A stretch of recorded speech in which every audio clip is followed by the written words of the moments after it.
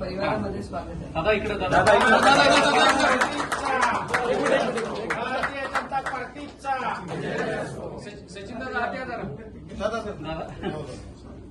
हो आपण पण दादा हा या दादा इकडे समोर सगळे समोर.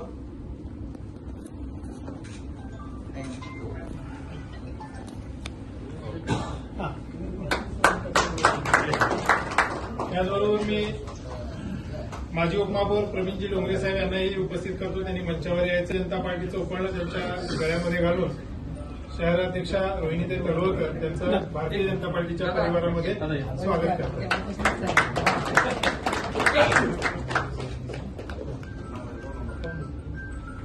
थँक्यू.